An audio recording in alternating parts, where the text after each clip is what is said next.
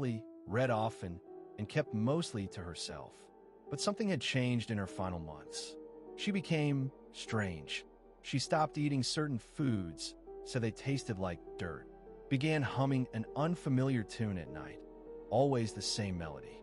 Some nights, she would wake screaming. Other nights, she would smile in her sleep. One girl claimed she saw Clara speaking with her reflection, except the reflection wasn't moving in sync. The nuns punished her often: isolation, fasting, prayer until exhaustion. But Clara only grew more distant. The last thing she wrote in her journal, later recovered by police, was this: "There's something in the glass. She watches me now. I think she wants to trade places." The night of the fire, Sister Agnes was found unconscious in the chapel. Clara's bed was empty. Her room, 213, was locked from the inside. No signs of struggle. No body. No Clara. St. Lydia's closed within weeks. But the legend lived on. In 2022, the building was still standing. Barely. Its roof sagged, windows shattered, ivy eating the brick from the outside in. The bell tower, however, was untouched. Locals claimed the bell still rang at midnight on Halloween. Jake, Emily, Trey, and Vanessa were YouTubers. Nothing huge, under 50K subscribers. But they were passionate. Their niche was haunted places, urban legends, abandoned hospitals. Their latest target? St. Lydia's. It was Emily's idea. Her grandmother had attended the school in the early 70s and refused to speak about it. Ever. "This is the one," Emily told the group. "This is the one people remember. We'll go in on Halloween night. We'll film everything. We might actually catch something real this time." Famous last words. They arrived at dusk. The sky was low and heavy, swollen with clouds. The fence was easy to slip through. The front steps were cracked. The heavy wooden doors gave way with a groan that sounded alive. Inside, the air was thick. Dust everywhere. Cold, but not the kind of cold you could explain. Not a draft. Not moisture. It felt like walking into someone else's breath. The entrance hall still had remnants of grandeur. A shattered chandelier, religious statues too heavy to steal, walls that had once been gold-trimmed. A plaque near the entrance read, "St. Lydia's School for Girls. Founded 1921, closed 1974. Pax and Speculo. Peace in the Mirror." Jake read the Latin aloud. "That's weird. Why the mirror part?" asked Vanessa. "Isn't peace usually in the soul or something?" Emily didn't answer. They split up. Trey headed toward the old office and found a box of reel-to-reel tapes. He played one. A nun's voice crackled through static. Refuses to acknowledge her own name. Patient Clara insists she is the other one now.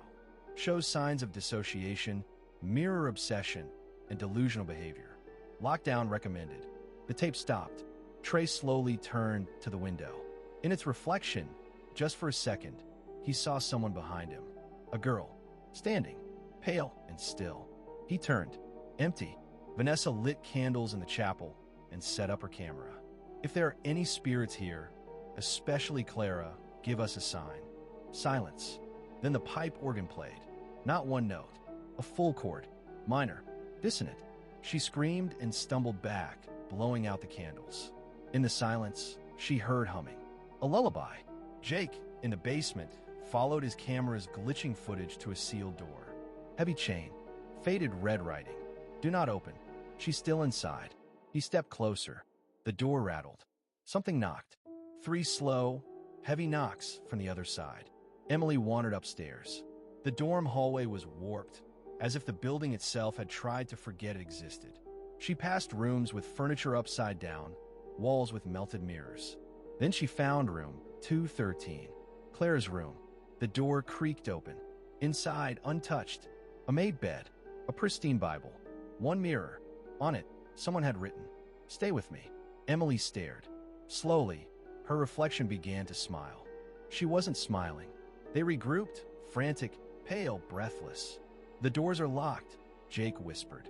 "The windows are gone," Trey said. "They're not gone," Vanessa said, trembling. "They're covered from the inside." The bell rang. Midnight.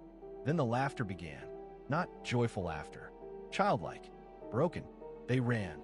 But every hall turned them around. Every stair led back to the same place. Room 213. The door opened for them. Inside, Clara stood. She was dripping wet. Her eyes were bottomless. Her mouth stretched unnaturally. She pointed to the mirror. "One of you stays." Only Jake was found. At dawn, he was sitting in the middle of the road, barefoot, clothes soaked, mumbling, eyes locked open. He never spoke again. The others were never found. Their footage? Corrupted, except for one still frame. Clara, in the mirror, smiling. A year later, they bulldozed St. Lydia's. Or tried to. One worker fell from the bell tower after shouting, "She's watching." Another refused to finish, said his reflection blinked when he didn't. Now, only a warning sign stands at the edge of the hill. Keep out. Dangerous ground. But on Halloween nights, they say the bell still rings. And if you listen closely, you'll hear humming.